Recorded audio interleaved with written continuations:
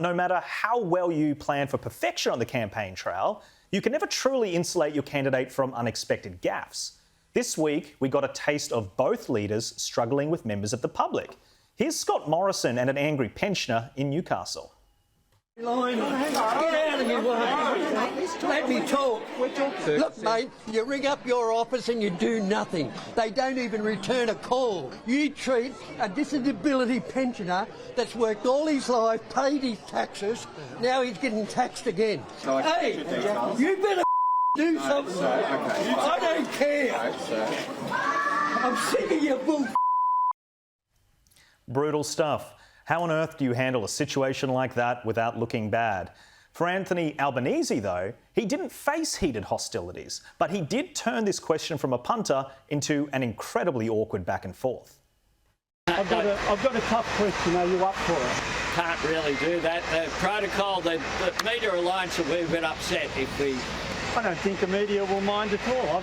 I've said, are you up for it? Are you up for it? I'm absolutely up for it. Okay, so my question is... we're just taking questions from journalists.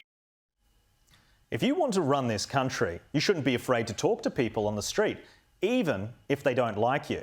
We also don't have state-accredited journalists in this country. That's not a thing. And it was disingenuous for Albanese to suggest that a journalists' union dictated who could ask him questions. You have every right to ask Albanese a question if you see him on the street. And this is where experience comes from. Labor candidates do not cop anywhere near as much hostility from activist journalists or activists than those in the coalition. And that means, in these situations, when they arise, they handle them awkwardly and unprofessionally in some cases. If you can't look someone in the eyes who disagrees with you and have a conversation with them, how on earth can you run the country? Our Prime Minister needs to have a backbone. Be on the lookout this election for how much respect leaders give the average punter, not just how they chat with their mates in the media.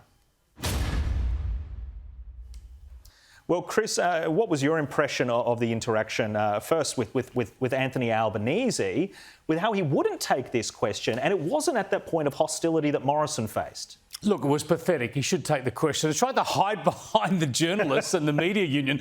I mean, if it was the media union and the journalists who decided elections in this country, then it would be a Labor Greens government in perpetuity. They're his people. And to push aside the voters in favour of the journalists, big mistake, because a lot of the public have seen that now, and that was a big mistake by Anthony Albanese. He then later tried to denigrate that man and link him to what he called was a racist political movement, which is not really, but he calls it a racist movement. So he really tried to demonise that bloke to justify his own refusal to take a question. Now, that bloke's been on Perth radio today and said he had nothing to do with any political organisation. I don't know if that's a fact. I know that's what he said. So we will see.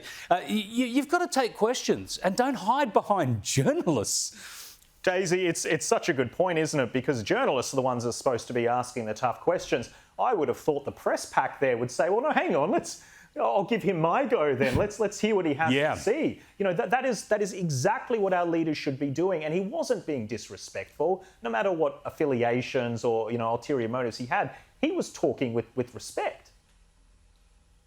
I thought he was incredibly polite to Anthony Albanese. There was nothing hostile about it. And to be perfectly honest, I was dying to hear what the question was. He set it up so dramatically. It's going to be a tough question. You up for it? And I thought to myself, yeah, I'm certainly up for it. And I wish Anthony Albanese was, because I really wanted to hear it. And those journalists wouldn't have cared at all. For Albanese to try and hide behind the Media Alliance as if they're going to care. Of course they're not. The journos standing there are probably going, please, Anthony Albanese, take the question, because this will be fantastic for our Twitter feeds and for our articles. Rogue citizen comes in and acts as a journalist. I mean, the story was right there. The opportunity was there for Albanese to take the question and show that he is actually a man of the people, to push away that perception that Labor is sort of lofty and only interested in wokies and corporate interests, to take the ordinary man's question and to answer it in front of, Australia's press. But he didn't do it. He faffed around, he got fusty, and he fobbed it off to the journos. And then, correct me if I'm wrong, but I think Mark McGowan did the same thing. The guy said to Mark McGowan, well, how about you. Are you up for this tough question? And Mark McGowan, you know, the czar of Westralia, said,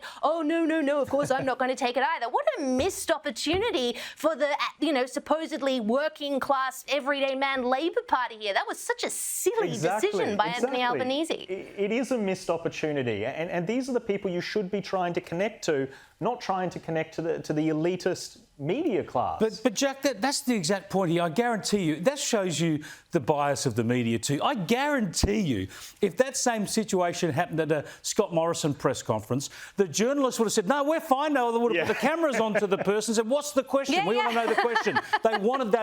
They would want that exchange. And then they would interview the person afterwards to find out more about their grievance. But no, because it was Anthony Albanese, they allowed him to escape it. There'd be a glowing profile piece on the ABC's website shortly after.